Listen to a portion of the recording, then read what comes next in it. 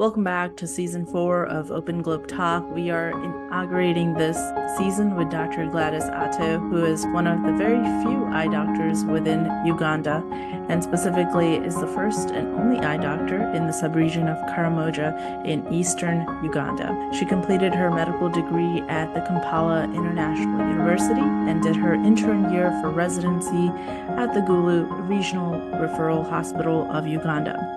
She then went on to be a medical officer and eventually the head of the department in ophthalmology at Maroto Regional Referral Hospital. She has also trained in public health for Eyecare from the London School of Hygiene and Tropical Medicine. Dr. Atto has won many accolades, including the Doctor of the Year Award in Uganda and the prestigious Women in Medicine Award from the Uganda Medical Association. Pleasure to have you, Dr. Atto, on our show, and I can't wait to ask you more questions. Thank you very much, Rachel. It's a pleasure. It's really my pleasure to be here. Thank you. So Dr. Atto, I usually start with the question of why ophthalmology, but really, you grew up during a very difficult time in the country's history. I wondered, what was it like to seek education during a period of war and ultimately become a doctor? Well, that is a time that I don't like looking back to because it was quite a scary time in my life. Growing up during the LRA insurgency that took almost 25 years in northern Uganda, I was in primary school at that time, and I still remember the constant fear and the uncertainty. It's not anything that a child who is going to school or growing up would want to go through. Those times we would hear sounds of gunshots and bombs in the night. And that caused me a lot of anxiety. As a child, I was already thinking about death and the possibility of dying anytime, because you would hear today so-and-so was shot, tomorrow so-and-so was shot. Some of them were my friends. And so much as I was living in the urban center, the threat of being abducted by the rebels anytime was there. That was during my primary school. I would go later to secondary school. And I was in a boarding school, and there are days we would wake up and you find a letter written and thrown by the rebels. They used to do that a lot. And the letter would be saying, we are coming for you girls, say tomorrow or something like that. It was a very scary time. So that period in my life I'm just glad it ended, but it was really a tough time studying through that anxiety. And I think it later on, that anxiety moved on with me. It took me quite a lot of time to deal with anxiety and insomnia. So yeah, it was really quite intense. And I'm sorry that you lost classmates of yours and friends that you hope to have a future with. And of course, it's never easy when you have a childhood with instability like that. No, it's not. I guess in that situation, I also read from a previous article that there's two types of systems for medical education in Uganda, one being the government education system and the other being private. In total, both of them are very competitive to get in, but you chose to go into a private medical school, and I know how the financial burden can be. So in regards to that, how were you able to afford that, and what advice would you give to anybody in similar circumstances who wants to pursue their dream of medicine? You're right about the education system that we have in Uganda. Many people would definitely prefer to go the government way because the government offers scholarships for best performing students from the various schools. But then if you don't get the scholarships, it's still cheaper to pay for yourself in a government institution than in the private institution. Now, the unfortunate thing with the government institution when it comes to medical education is that it's very competitive. So there's a particular number, say 50 and below, that they want. And so when they take that number, the rest will remain under the private scheme. And even still, that private scheme, like I said, under the government system, it's still very competitive. And so I didn't make it in any of the two. But because I really, really, really wanted to be a doctor, I remember sitting down with my mom and I'm like, I really want to go and do medicine in a private university. And back then she told me, it's, you know how expensive it is. I'm like, let me just start it. So it wasn't easy. I started the first year and I almost dropped out because honestly, by mid-year, my mom had run out of money to pay my tuition. And I could sit down and cry several times, thinking that I would just drop out any day, anytime. But I was really, really blessed to get a scholarship at the end of the first year. Mhm. I got a scholarship from State House, Uganda, and that's what enabled me to finish my medical school. So to anyone who is really trying to venture into the private sponsorship scheme in private universities, I just want them to know that it can really be quite expensive. And so if you're not having a loan or your family is not good enough financially, I wouldn't advise anyone to go in that line. It can be quite expensive, not just in tuition, but there are other things like accommodation, living allowance, and all that. All those are costs that are very high in private institutions. No, they're not affordable without a scholarship. Yeah. And do you think that the scholarship that you found was widely advertised, or how did you end up finding it? That scholarship was not widely advertised. I know at that time there were many students under state house sponsorship, but I didn't know how they got it. So I got in touch with a friend who was already on state house sponsorship, and I talked to him about my dilemma and the hardship in paying tuition. That's when he was like, but you're from northern Uganda, and the president has been happy to, sponsor girls, especially from northern Uganda. That's why you're seeing so many people from northern Uganda under that scholarship. Until that time, I'd not known that that scholarship was available. He's the one who actually guided me on how to drop the application. They was like, just give it a try. Drop your application at State House and see. You never know, they might get back to you. And truth is what, when I just made my application and dropped it there, the first time I moved there to the office, and I was, of course, tossed back and forth like for about a month. But I wasn't ready to give up. I met so many people, looking for the same scholarship. I was blessed to get it. So no, it wasn't really advertised. And I don't know, because I think the State House scholarship is related to the government, and so it's a bit political. It's not something that is, advertised and people apply like that. So you have to know someone. Someone has to link you up or something like that. It's hard to say. Yeah. So I guess the moral of the story is just try. But then back then at the university, there were many people on scholarships. Actually, most of the people at the university where I was were on scholarships. There was Wales Mountain scholarships and different other sponsorships, by the way. Yeah, people were really on scholarships. And going into ophthalmology, what led you to choosing it? Because in the US, ophthalmology is pretty sought after, but it's actually reverse. Specialties like ophthalmology, dermatology, ENT, they're actually less competitive compared to the States. Well, I wouldn't say that ophthalmology was my dream. When I was leaving medical school, I was pretty sure I wanted to do psychiatry. You did? But then, yeah, I was really thinking about doing psychiatry. I loved psychiatry. So when I started doing internship and then sitting in the woods doing rounds, I was just seeing patients who are not getting better, chronically ill patients that were starting to depress me. So my thoughts started changing. And at that time, I remembered how I really badly needed psychiatry, where the ones were not with, very critically ill patients in the internal medicine aspect. So at that time, as I was winding up in internship, I was like, no, I think I should do psychiatry. It wasn't a clear path as yet.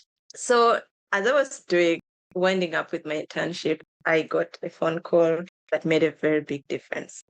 My former head of department at medical school gives me a call and he greeted me and then asked me what I want to do after internship. and what I would like to specialize in. And then I told him, I'm not yet quite sure, probably psychiatry, and hung up the phone.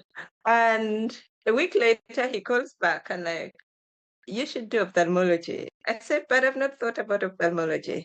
And then it actually came to my mind that all the while, when I was doing internship, I was actually having issues with patients who needed eye care services because I wasn't really skilled enough to handle them.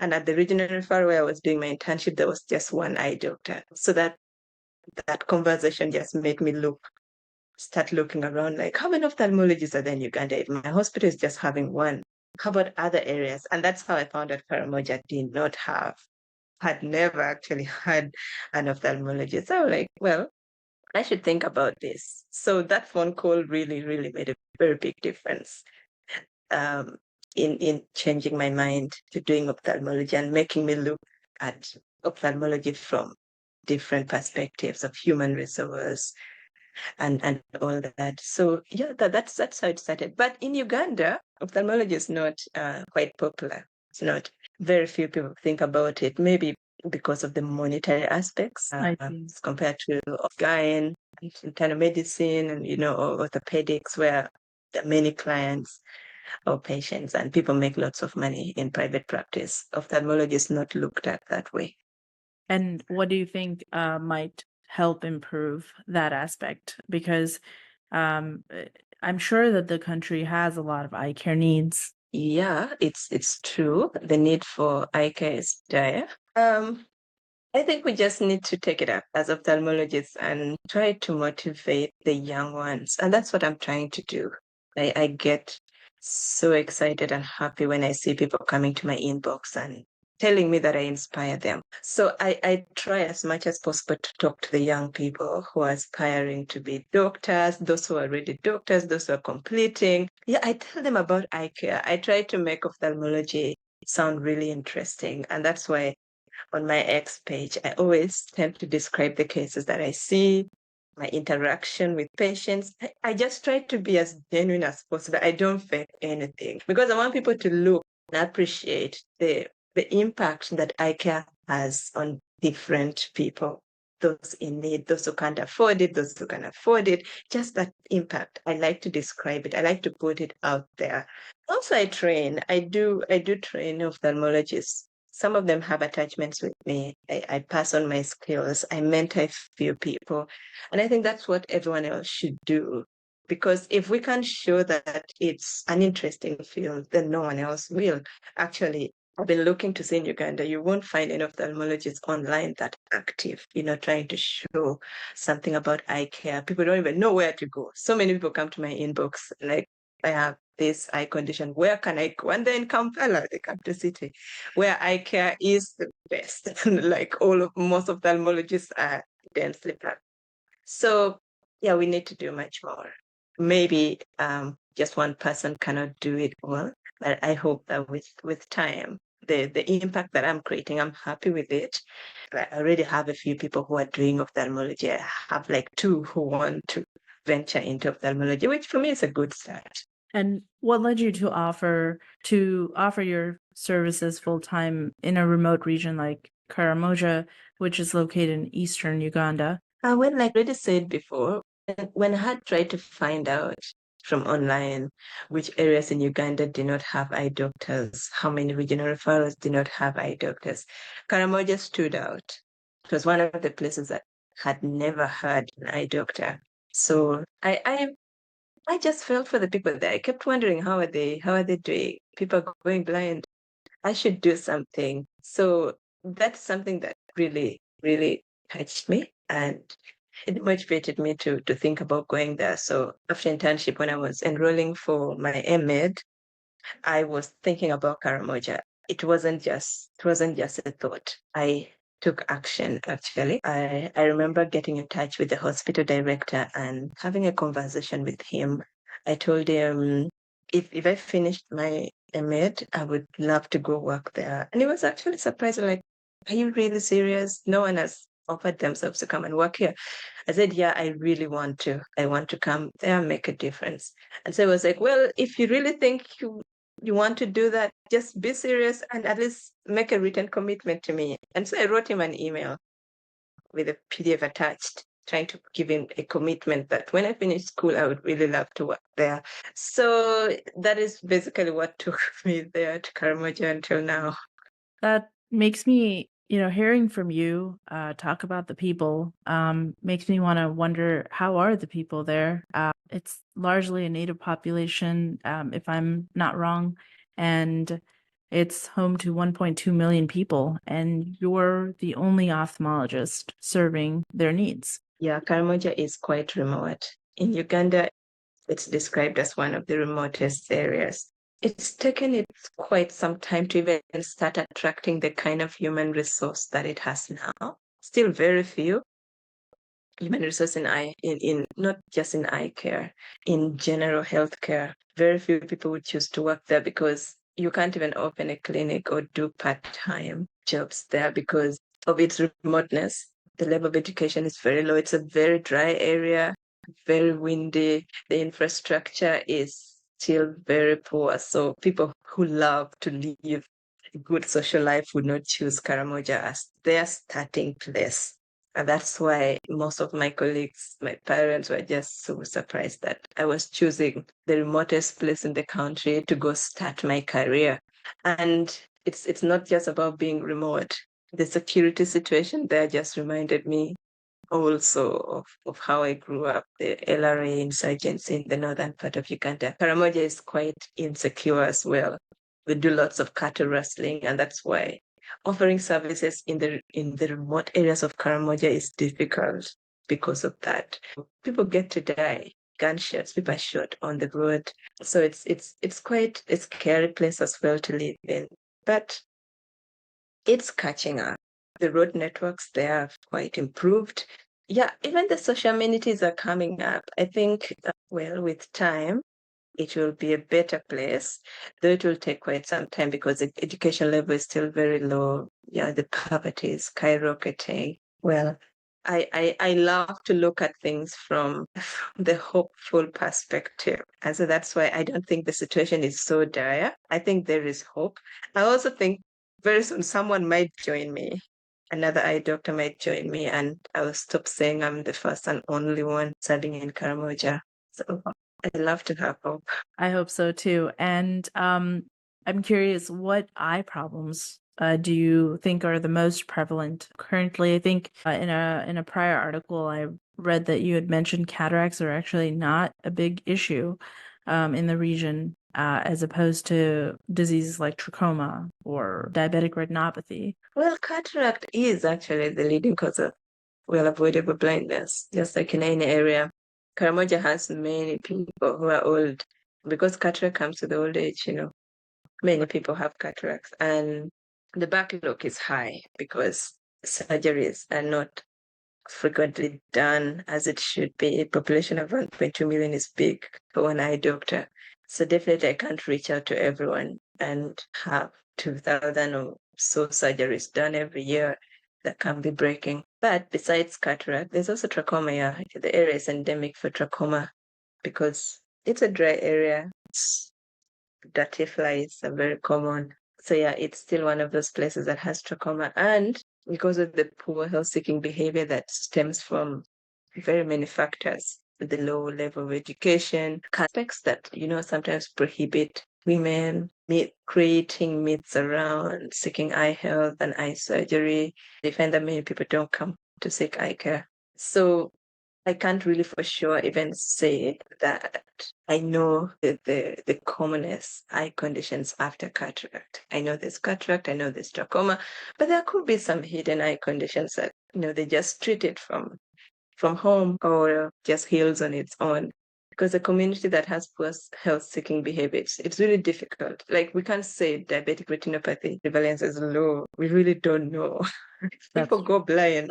I've gone to the community and found people with uveitis. Uveitis is a very, very painful eye condition. But to find someone staying at home with it and the hospital is a few kilometers away, that says a lot about other eye conditions which are not painful, like the diabetic retinopathy and the rest. So it's difficult to tell. It's difficult to tell if kids with retinoblastoma are many, or children with congenital cataract. I mean, I just see sporadic cases here and there. It's hard to tell.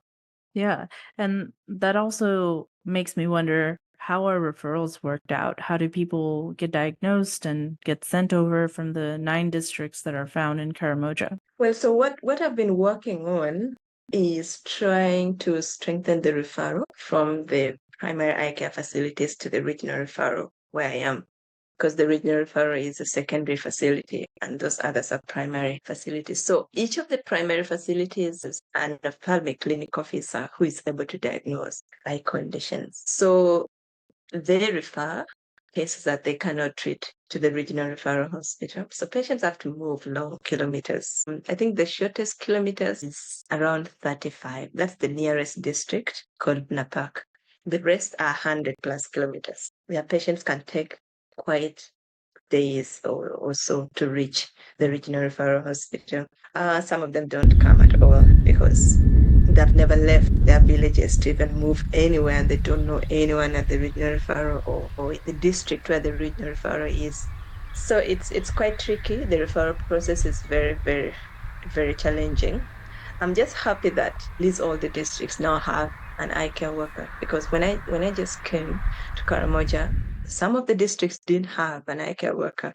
So that was something that I took up, trying to advocate for training of eye care workers. So people got scholarships and went to school, and then they came back to serve their districts. And so at least I'm confident that, I can call a certain district and there's an eye care worker there.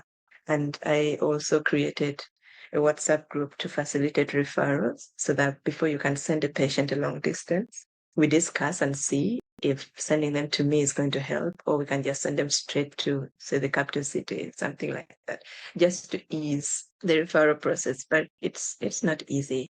When it comes to my own referrals, the cases that I see and I'm not able to work on, I have to refer them 500 kilometers away, that is to Kampala, where the National Referral Hospital is. So it's quite a long distance. So if I can't get an ambulance, which is rare to get, the patients have to foot the bills. Sometimes you'll see me fundraising online for patients who need such services. Yeah, people have been kind enough to help them here and there, but that's not something, that is sustainable and workable. There are situations where, two times where I have had lens drop during surgery, and I had to refer my patients to Kampala.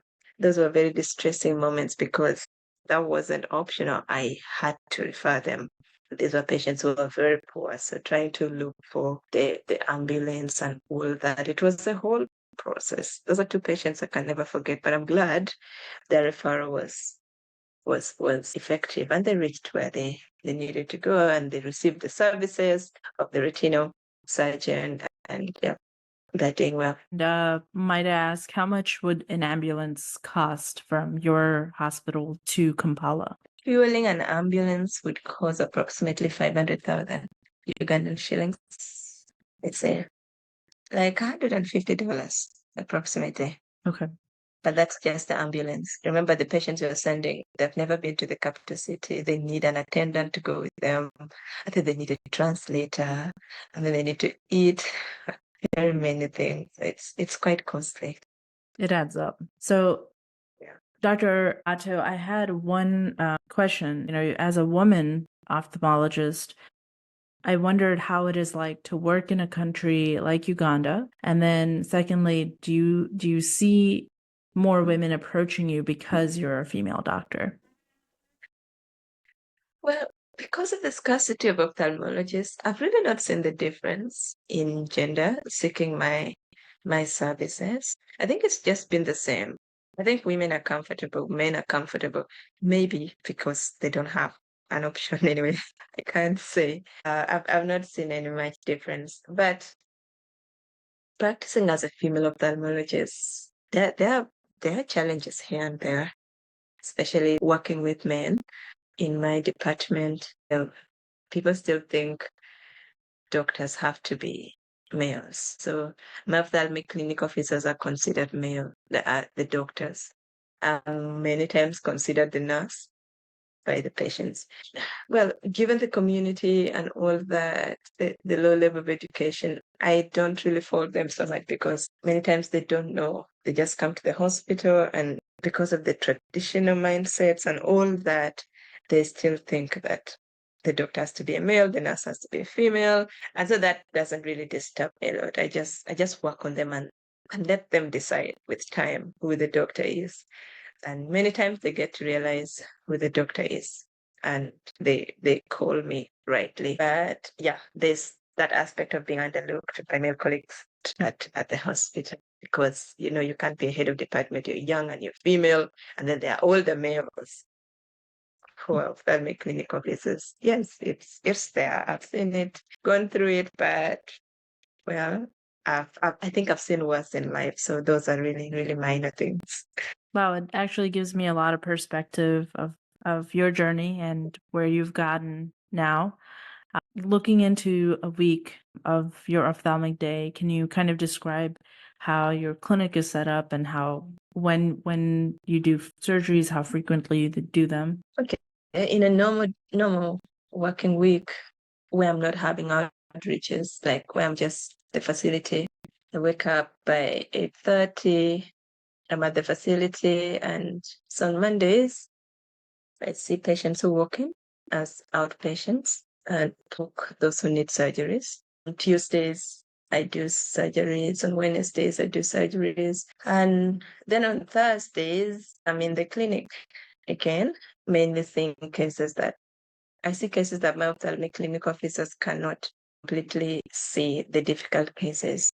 So I have 2 theater days, and the rest of the days I spend it in the outpatient clinic. Now, Friday, I tend to do more of administrative work because at the regional referral hospital, I also have to be involved in administrative duties. So here and there, attending meetings and things like that. But if it's an outreach, because I do monthly outreaches, that means I have to have programs that clearly show which district I'm going to be in which week. So if it's an outreach, that means we have to leave and go camp in that district for that whole week and come back. So we leave like 2 or 3 people at the hospital to cater for walk-ins and emergencies. But my routines are always not as orderly in case there are emergencies. If I have an emergency, definitely I have to go to theater. It doesn't matter whether that was a theater day or not, whether that was a Friday where I do administrative work. No, that means I'll just get to theater anyway. But I also like to take to give priority to patients who actually walk in and they need surgery.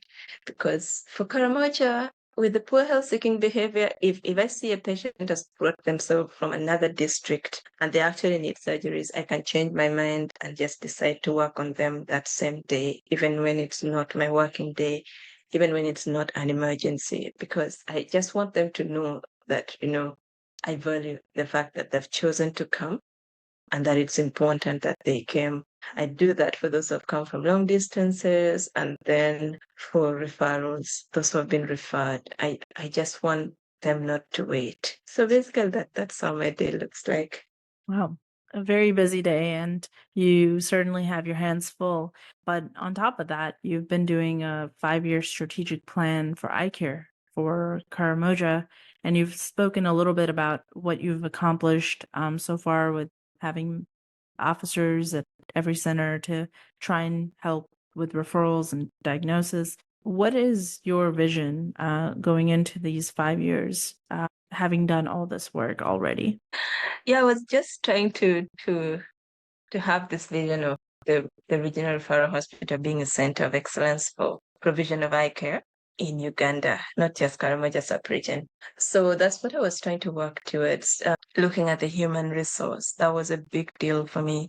Actually, when I came, many of the districts did not even have a single eye care worker.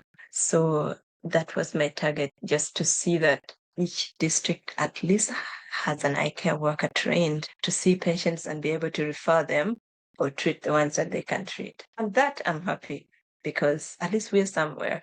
The other thing that I was looking at was equipment, because they needed things to work with.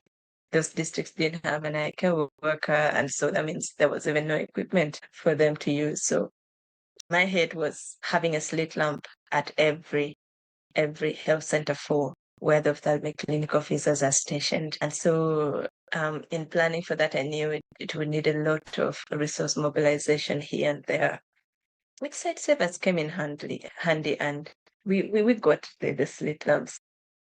I'm happy that has been achieved, that at least every health center for has a slit lamp, because I mean, diagnosing eye conditions with a torch, like they were making lots of errors, and the referrals were not, correct referrals. Patients were moving unnecessarily, and yet the distances were really long.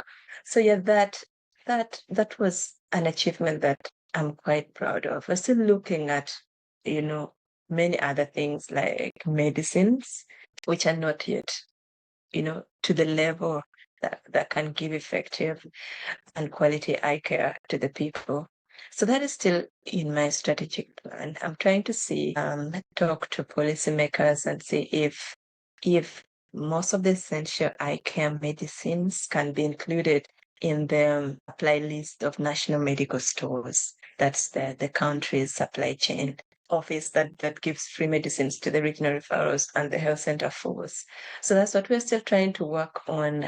It's been lots of meetings and talkings here and there, engagements, but I'm hopeful that will come to pass and it will be fruitful, so that at least patients, have medicines when they go to this health center force, and even when they come to the regional referral hospital. And then another thing was, having an infrastructure at the regional referral. Yeah, we now have. When I just came, we were operating from a very small room. The theater was very small and very uncomfortable to work in. We didn't have where to admit patients, but now we have a fully fledged facility that can now admit patients. We have a functional theater, which for me, it's something I'm quite proud of. There are things that we have not yet achieved, and I think that's anyway why a plan is in place. We'll just see how to update it to factor in the things that we're not able to achieve. We still need some equipment at the facility. Now that I'm even having additional qualifications, I'll need more equipment, like yak laser machines and also equipment that can diagnose, and treat diabetic retinopathy and glaucoma and many other eye conditions. So we're still there trying to do more advocacy. It never stops. I don't think it ever will. Yeah, I think it's said like a true visionary to be able to constantly improve and work on what might make patient care better. And speaking of which, there's only 2 centers that train ophthalmology, is that correct? And one is in Makerere, I may butcher these names, and another is Mabara. And so how do you pronounce it? Makerere and Barara. Okay. And so these 2 centers may not be enough for training. And so some ophthalmologists from Uganda do train abroad, and you're currently training abroad. And I'm curious how your experience has been. I see on your social media that you've been, sharing your experiences, and I was kind of curious what it's like to go abroad and then to return and hopefully maintain a guidance on the skills you've obtained. Okay, what can I say about training in eye care? The 2 universities, that's Makerere and Mbarara, that are training eye care ophthalmologists at the moment, it actually looks like they're enough for training. Why would I say that? Because when you look at the number of ophthalmologists graduating from these 2 universities, they're very few. That means actually fewer people are choosing to do ophthalmology at the moment. Now, these universities get filled up too, but not with Ugandans. So you see, that's the crazy part. So you find other students from other countries come to do ophthalmology in these 2 universities. Now, in my year, we were 6 residents, and only 3 of us were from Uganda. And that was the highest number of Ugandans that had studied in Mbarara at that time. So that's why I'm saying for now, feel like it's still adequate. I want us to reach this point where they're turning away Ugandans because they have no space for, for training. Now, when it comes to going to train abroad, people are doing that. It's mostly after residency is done. When the MMed's done, they're done with ophthalmology, but someone feels they still need additional training, which is called a fellowship. That's what I'm doing now. So I'm doing a fellowship in glaucoma, medical retina, and cataract emulsification. So I'm doing that because, when we finish school, most of us go to work in our different areas, and then we end up working alone, given the few number of ophthalmologists. For the past 5 years, I've actually been working alone, and that is not healthy because then you don't have the opportunity to see what other specialists do. You can't interact, you can't acquire new skills. And so that is an opportunity that a fellowship offers, and that's what India is offering for me, giving me the opportunity to look at different options of managing various eye conditions. Now, in my regional referral, even if I wanted to manage certain conditions, I also lack equipment and medicines to do it. So even the thought of reading about it will not cross my mind because a patient comes and I'm just like, no, this one I have to refer because even if I knew how to do it, I wouldn't be able to do it anyway. But having a fellowship like this now gives me a different perspectives. It pushes me to even want to advocate more, to want to set up this facility that can offer much, much more than it was offering before. I want to do much more. I'm now getting equipped, with hands-on, especially. So that's what fellowship offers. Now, that is what I would need in Uganda, fellowship centers, in that young ophthalmologists who are newly qualified, after practicing, say, for 2 or 3 years, can go back and do a fellowship in a particular area that they feel they're not good at. Because, of course, ophthalmology is 3 years in Uganda, and you can't learn everything. You can't learn all the surgeries. You can't just get it all. So yeah, if such opportunities and centers are there, that would be the good deal, because fellowships are not long, 3 months, 6 months, 1 year, 2 years maximum. So that would be a good thing. So I would actually advocate for more fellowship centers. We don't have one yet at the moment, but I think there's one hospital called Mengo Eye Center that is most likely soon starting to offer fellowships, which would be a great deal for us. Yeah. And where is that located? Mengo Eye Hospital is in Kampala. It's private and for profit. And your fellowship is going to take 1 year? Yeah, my fellowship is 1 year. So it combines the fellowships or specialties that you had mentioned earlier. And I was kind of curious. I wanted to ask, you had mentioned that in your class, only 3 out of the 6 were Ugandans. Who are being recruited? Are these neighboring countries who may also not have ophthalmology as a training option, or are they coming from places that do have ophthalmology training options? Yeah, the countries that are coming also, they also don't have ophthalmology training institutions, actually.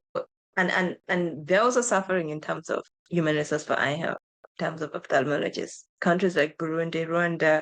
Well, we had a lady from South America, Guyana.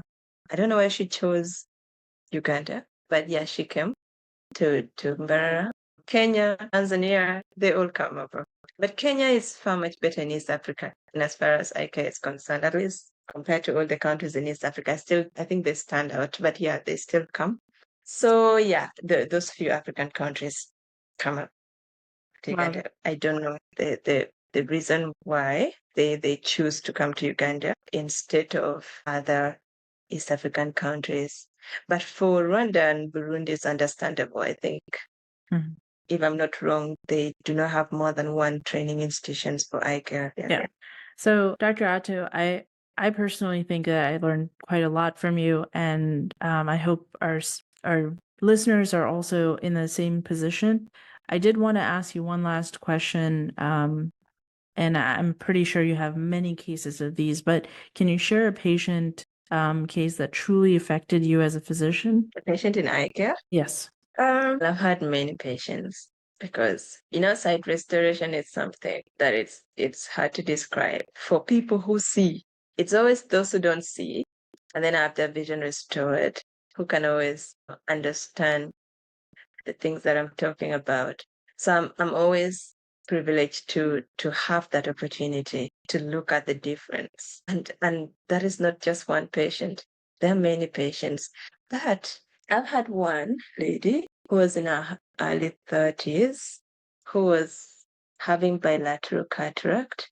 For her age, that was quite to have cataract without, having any history of trauma. But she had cataract in both eyes, and they were very dense cataracts, and she wasn't able to see at all. She could only see flashes of light. So I met her in one of the outreaches that I'd gone to in one of the districts. Now, her story touched me because she was suffering domestic violence because of being blind. Her husband and her in-laws were constantly beating her and insulting her. She was really stressed. And the fact that she had to depend on the very people who were tormenting her, to give her food, to get for her water. In Karamoja, people still have to fetch water from distant wells. And so if she needed to bathe, she would have to plead with these people to give her water. So the very people who were tormenting her were the same people she was relying on, every day. So when she came to where I was and I did surgery for her, the next day, the smile that she gave was quite the smile of relief. She was basically looking at everything and talking about everything. Like, see that person is wearing a blue trouser. He's walking very fast. And you would think she's insane. Like the ordinary things, people walking by, something that would not even make you think that it's anything exceptional. For her, it was something very exceptional. She just sat there and she was looking at everything and mentioning everything she was looking at. She stared at me and smiled. When they told her I'm the very one who worked on her, she looked at me and told me how beautiful I was and all that. And then she started explaining to me what she had been going through. And then she broke down and started crying. So at least now I can't even get a divorce, because how would I even get a divorce? Because I had nowhere to go. I couldn't even go anywhere. I couldn't fend for myself. At least, even if it means begging on the streets, I can do that now because I can't see hungry anymore. So yes, I don't even remember her name, but she really touched my heart, and she's one of those patients I cannot get over. When I think about her, it's so clear. Like I just remember her face. I remember her look. I remember her experiences. So yeah, she's one of those. I've had many patients, honestly, but yeah, she stands out. Well, that tells me how remarkable your work is and just how needed you are in a community that has embraced you and you have embraced them. Thank you, Dr. Atto. I think this is a wonderful episode to have recorded, and to personally get to speak with you. Hopefully that lady ends up listening to this somewhere, somehow. But our prayers go out to you and all your patients that you're helping.